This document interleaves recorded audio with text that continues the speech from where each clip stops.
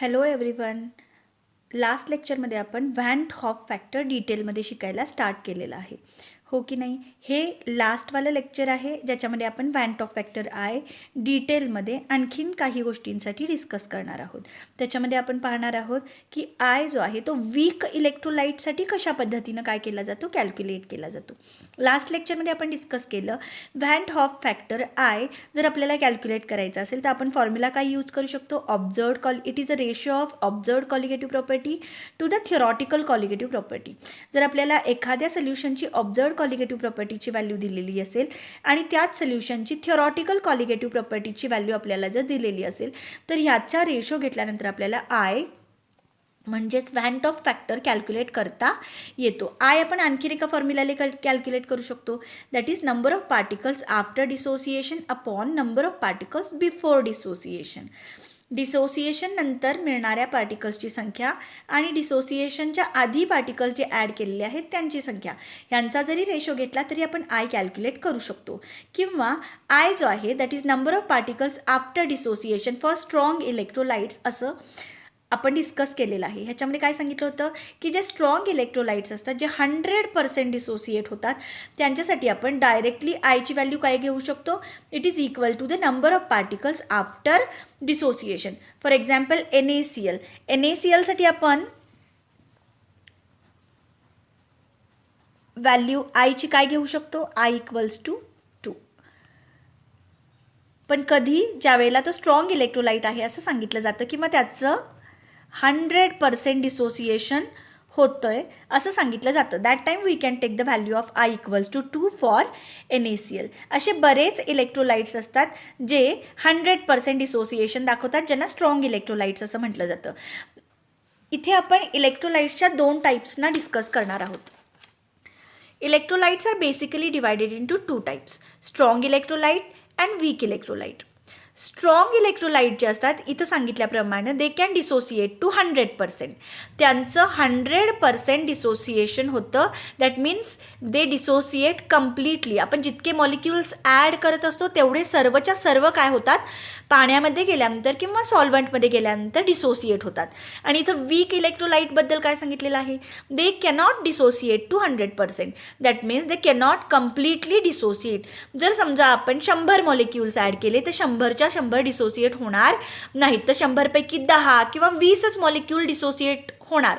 ह्याला म्हटलं जातं not complete dissociation. So they cannot completely dissociate. इथं आणखीन एक गोष्ट दिलेली आहे बघा, इथं अल्फा असं लिहिलं आहे, अल्फा इक्वल्स टू 1. अल्फाचा अर्थ असतो डिग्री ऑफ डिसोसिएशन. स्ट्रॉंग इलेक्ट्रोलाइट्सचा alpha that is degree of dissociation 1 असतो आणि वीक इलेक्ट्रोलाइटसाठी अल्फा लेस दॅन 1 असतो. आता डिग्री ऑफ डिसोसिएशनला आपण थोडंसं डिटेलमध्ये डिस्कस करणार आहोत. Degree of dissociation DOD alpha ज्याला म्हटलं जातं, ह्याची डेफिनेशन काय आहे बघा, it is the fraction of molecules dissociated out of total molecules. Total मॉलिक्युल्सपैकी किती फ्रॅक्शन ऑफ मॉलिक्युल्स डिसोसिएट झाले तो नंबर म्हणजे काय असतो, अल्फा. ठीक आहे. So again I am going to read it. It is the fraction of molecules dissociated out of total molecules. So alpha equals to काय आलं, number of molecules dissociated upon number of molecules taken. किती molecules घेतले आणि त्यापैकी किती dissociate झाले याचा ratio म्हणजे काय असतो, अल्फा. आता फॉर स्ट्रॉंग इलेक्ट्रोलाइट्स कसं होणार बघा, स्ट्रॉंग इलेक्ट्रोलाइट्समध्ये कन्सिडर करा 100 मॉलिक्युल्स घेतले आणि 100च्या 100 जर डिसोसिएट होत असतील तर अल्फा काय येणार, equals to 1.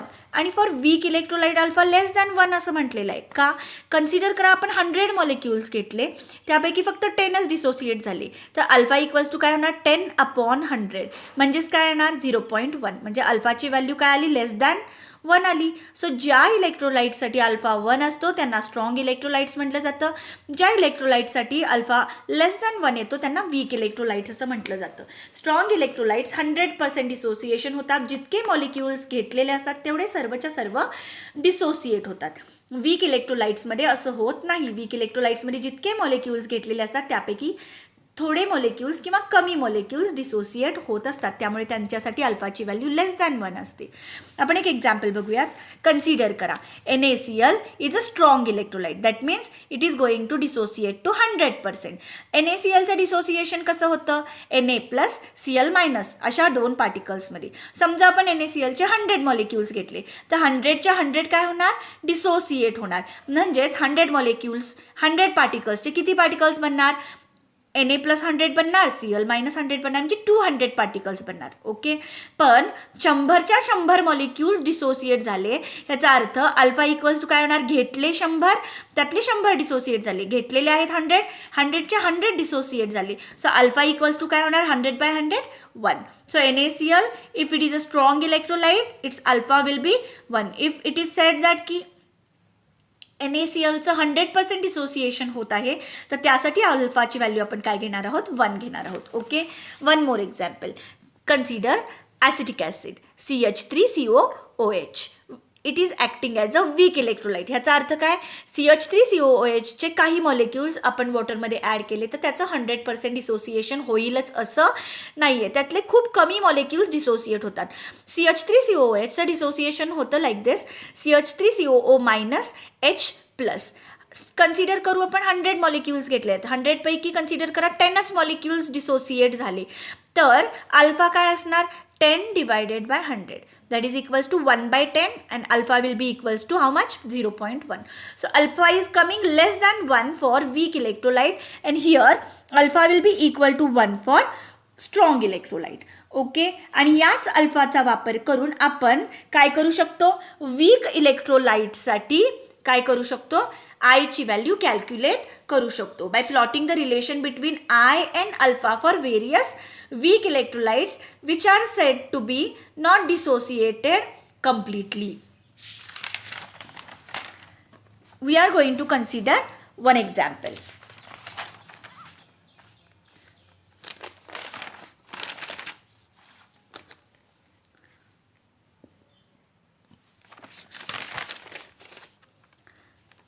Consider NaCl. Na+ and Cl- अशा 2 पार्टिकल्समध्ये NaCl डिसोसिएट होतो. आता इथं आपण अज्युम करणार आहोत की NaCl 100% डिसोसिएट होत नाही आहे. जर NaClचं 100% डिसोसिएशन झालं असतं, म्हणजे तो जर स्ट्रॉंग इलेक्ट्रोलाइट म्हणून काम करत असता, तर इथे आपण आयची व्हॅल्यू डायरेक्टली काय घेतली असती? 2 equal to number of particles. पण आता इथे आयची व्हॅल्यू आपण 2 घेणार नाही आहोत. का? कारण आता आपण इथे काय कन्सिडर करत आहोत? NaCl is acting as a weak electrolyte. आणि जेव्हा तो वीक इलेक्ट्रोलाइट म्हणून काम करतो त्यावेळेला आपल्याला आय आणि alpha that is degree of dissociation मधलं रिलेशन प्लॉट करावं लागतं. Here we have considered that सुरुवातीला आपण 1 मोल NaCl घेतलेला आहे आणि वॉटरमध्ये ॲड केला, त्यावेळेला डिसोसिएशन डॅश डॅश केलेला आहे. याचाच अर्थ काय? सुरुवातीचं डिसोसिएशन 0 कन्सिडर केलेलं आहे. After some time 1 mole of NaCl पैकी अल्फा डिसोसिएट झाले, तर वॉटरमध्ये काय किती पार्टिकल्स NaClचे शिल्लक राहणार जे अनडिसोसिएटेड आहेत? 1 - अल्फा पार्टिकल्स. सो जर अल्फा पार्टिकल्स डिसोसिएट होत असतील तर Na किती पार्टिकल्स बनणार? Alpha particles. आणि Clचे किती पार्टिकल्स बनणार?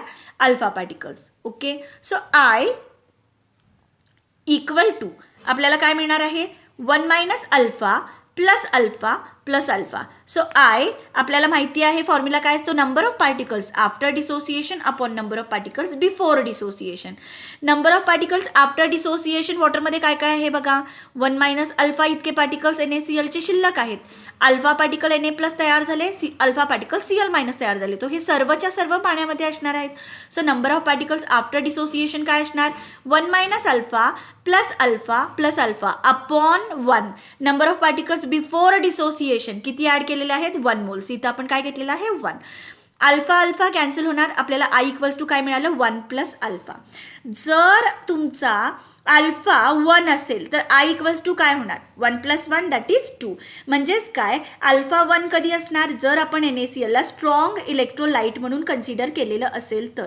जर स्ट्रॉंग इलेक्ट्रोलाइट म्हणून NaCl ॲक्ट होत असेल, त्याचं 100% डिसोसिएशन होत असेल, तर इथं आपण अल्फाची व्हॅल्यू काय घेऊ शकतो? 1. So I will be equals to how much? 1 + 1 2. आणि जर अल्फा 1 नसेल, लेस दॅन 1 असेल, तर आयची व्हॅल्यू 2 येईल का? नाही येणार. तर आयची व्हॅल्यू काय येणार? 2 पेक्षा कमी येणार. Okay, so I will be equals to 2 when the electrolyte is going to act as a strong electrolyte. We are going to consider one more example. Consider barium chloride solution. Okay, barium chloride, when it is dissolved in water, it gives us 3 particles, 1 Ba+2 and 2 Cl- ions. Okay, so इथे बघा 1 मोल सुरुवातीला add केला आणि त्यातले जर alpha BaCl2 molecules dissociate होत असतील तर Ba+2 चे अल्फा बनणार, Cl- चे 2 अल्फा बनणार. असं का झालं? कारण 1 मॉलिक्यूल जेव्हा BaCl2 चा डिसोसिएट होतो त्यावेळेला 1 Ba+2 बनतो आणि 2 Cl- बनतात. राईट, मग अल्फा जर डिसोसिएट होत असतील तर अल्फा Ba+2 बनणार, 2 अल्फा Cl- बनणार. Right, therefore I equals to काय येणार बघा? Number of particles after dissociation पाण्यामध्ये काय काय आहे? 1 - अल्फा इतके BaCl2 प्रेझेंट आहेत, अल्फा इतके Ba+2 तयार झालेत आणि 2 अल्फा इतके Cl-. सो हे सर्वच्या सर्व वॉटरमध्ये प्रेझेंट असणार. सो इथं मी काय घेतलं? Number of particles after dissociation 1 - alpha plus 2 alpha upon सुरुवातीला किती घेतले होते? 1. अल्फा अल्फा कॅन्सल होणार, I इक्वल्स टू काय मिळणार? 1 + 2 alpha.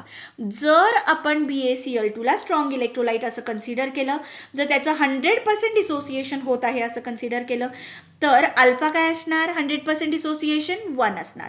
So if we put over here 1 we will get I equals to 3. म्हणजे स्ट्रॉंग इलेक्ट्रोलाइटसाठी आयची व्हॅल्यू आपण अशीही कॅल्क्युलेट करू शकतो किंवा आपण डायरेक्टली काय घेऊ शकतो? Equal to number of particles, that is 3, जर तो स्ट्रॉंग इलेक्ट्रोलाइट असेल. पण जर वीक इलेक्ट्रोलाइट असेल तर त्यासाठी अल्फाची व्हॅल्यू आपण 1 घेऊ शकत नाही. It will be less than 1. So I will not be equals to 3, it will be less than 3. Right, so from this relation we can calculate the value of I if BaCl2 act as a weak electrolyte. I hope you are getting clear with the concept. Now we are going to discuss one common relation for calculation of I and alpha. Okay, so here we are going to discuss the relation between I and alpha. Consider one electrolyte, one salt AxBy. AxBy जेव्हा dissociate होतो तो x moles of Am+ देतो, y moles of Bn- देतो. This is similar as that of dissociation of NaCl.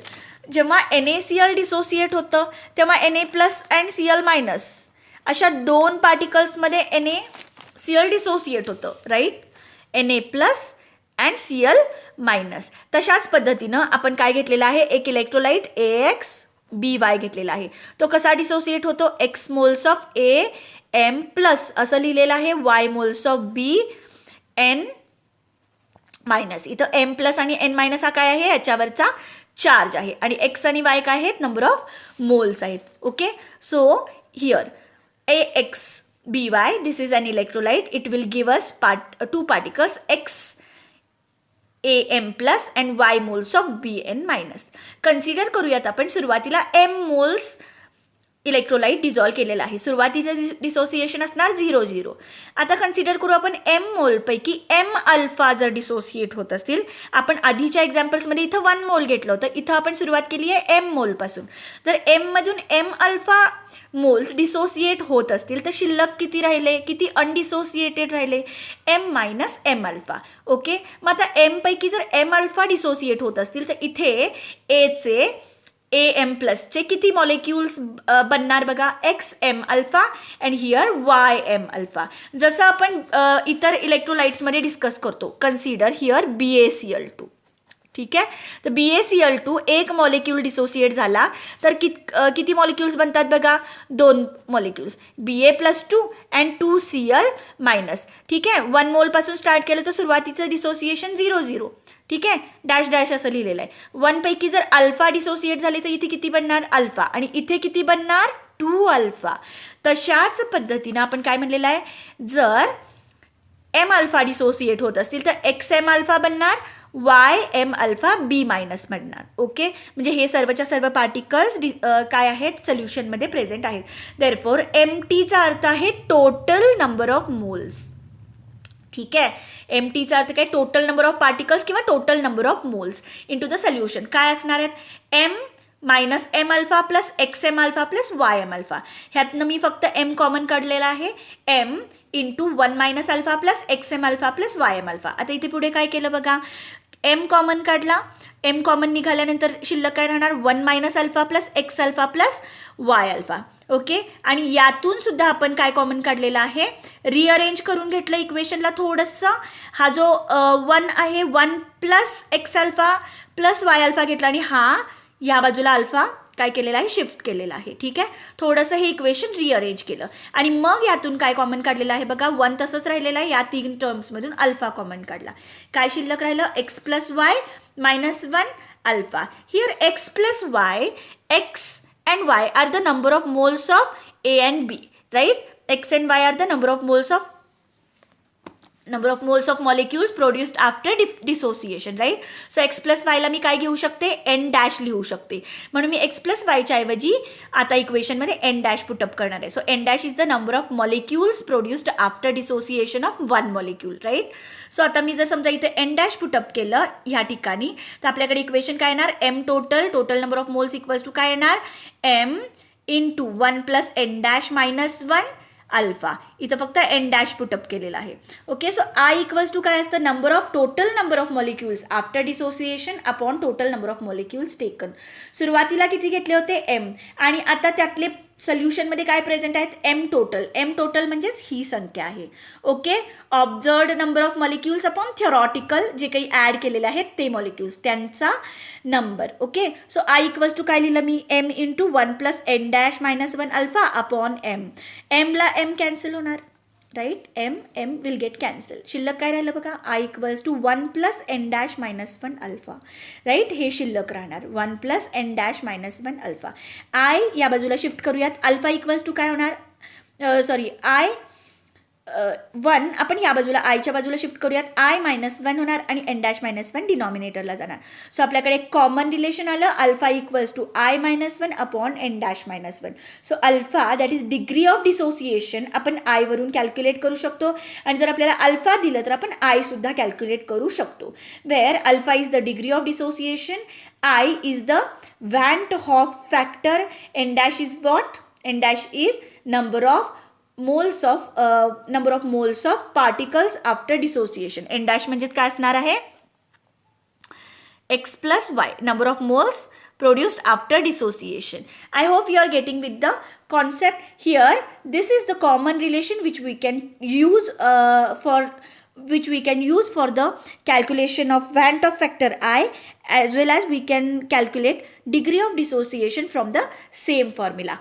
This formula is applicable for the electrolytes which are going to dissociate into the solution. डिसोसिएशनच्या केसमध्ये ज्या वेळेला एखादा weak electrolyte आहे असं सांगितलं जातं, त्यावेळेला त्याचा अल्फा जर कॅल्क्युलेट करायचा असेल तर आपण I minus 1 upon N dash minus 1, ही एन डॅश म्हणजेच काय असणार आहे, मॉलिक्युल्स आफ्टर डिसोसिएशन ही किती असतात तो नंबर इथं लिहायचा आहे आपल्याला. आय म्हणजेच काय असणार आहे, वॅन्ट ऑफ फॅक्टर, जो आपण observed colligative property upon थिओरॉटिकल colligative प्रॉपर्टीवरून calculate करू शकतो. ह्या दोन गोष्टी दिल्या तर अल्फा इझिली कॅल्क्युलेट करता येतो. आणि जर आपल्याला आय कॅल्क्युलेट करायचं असेल तर आपल्याला अल्फा आणि एनची व्हॅल्यू माहिती असावी लागते. In the next lecture we are going to do some examples by using this formula. This was the last lecture regarding the Van't Hoff factor. Regarding the concept, in tomorrow's lecture we are going to discuss some examples regarding this formula. Thank you very much.